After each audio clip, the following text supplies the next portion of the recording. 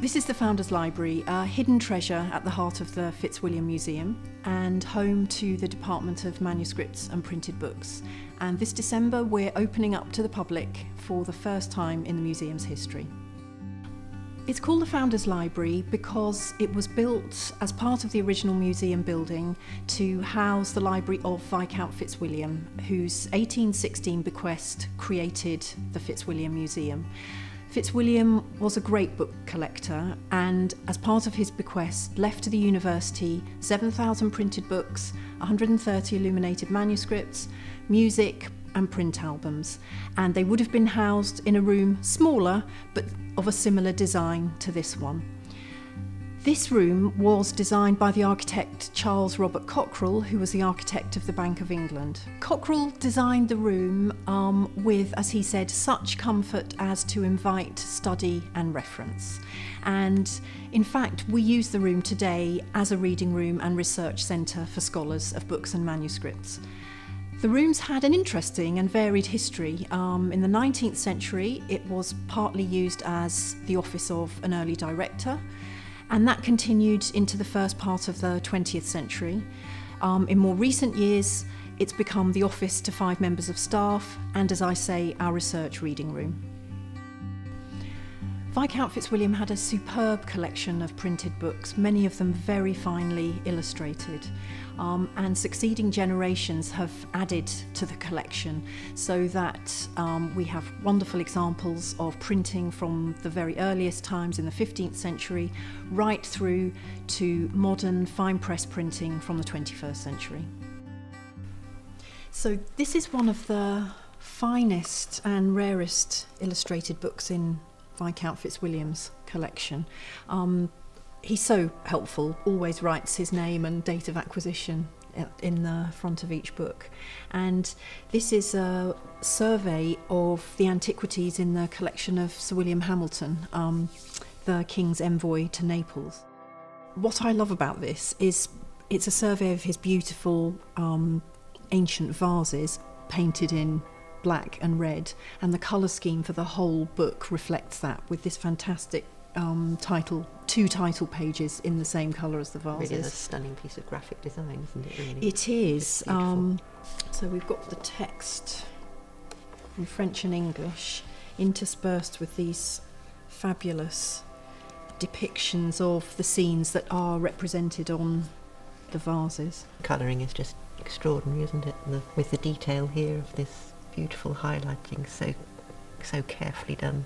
It is stunning. But he didn't only represent the images like that. It's actually a very important publication from a technical point of view, because many of the vases are represented as a whole, not just the scenes on them. And then also he gave the very specific dimensions of the vases, and these were used as templates by British craftsmen and industrialists like Josiah Wedgwood to produce replicas. Classical tradition. Absolutely. So it's sometimes been called the first art history textbook. You can quite understand why. So we're looking here at a book. I think we're going to run out of superlatives. It's certainly the largest book in the library. And the heaviest. And is considered to be the finest ornithological work ever produced. Just remind me, Edward, what's the technical term for this size and format? I believe it's a double elephant folio. Double elephant folio, okay. Fast. Absolutely fast. But as you can see, housing these absolutely stupendous illustrations.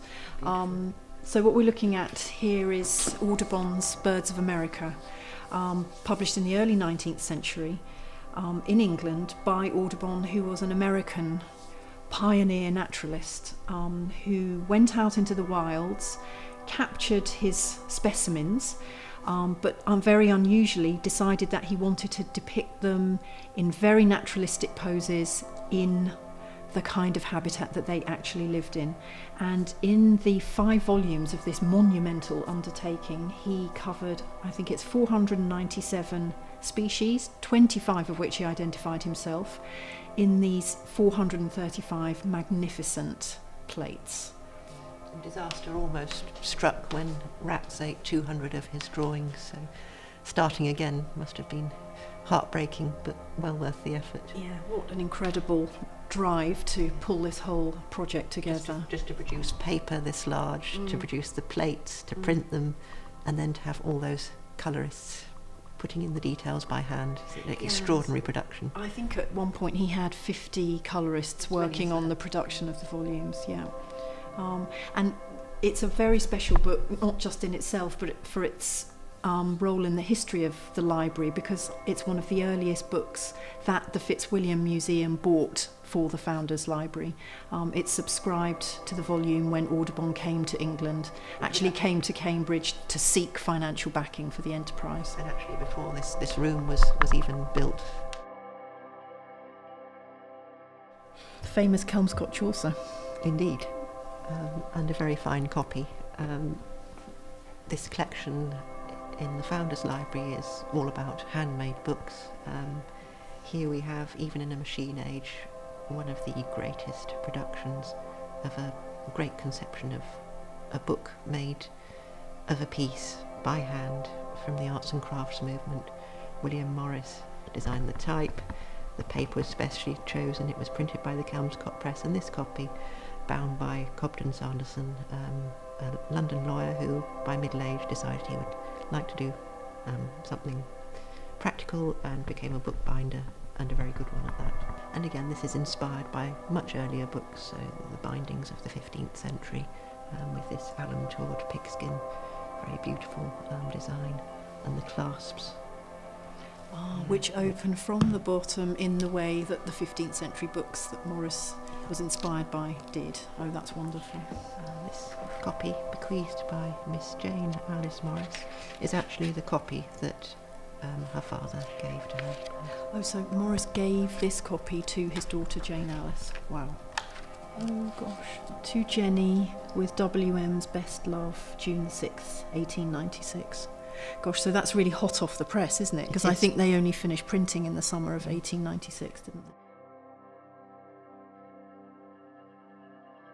We were talking about with the William Morris and the handmade book and the desire to produce the perfect book. It hasn't gone away even in the 21st century, and we've got a wonderful example here of a book by a man called Joe Lubbock, who is now 101, I think, still working on producing books in Suffolk.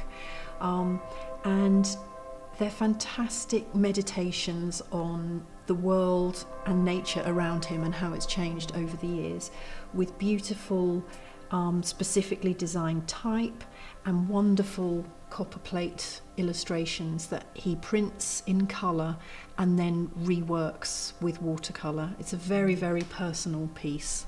And so lovely to have that tradition of giving carrying on as well. And it shows how the collection is still growing, it's still alive, and we're trying to keep those traditions of preserving the finest of book production here at the Fitzwilliam Museum. We'd love you to join us to come and see this hidden space, as the end of the Object of the Month series for our bicentenary year will be open on a limited basis throughout December, and we hope you can join us then.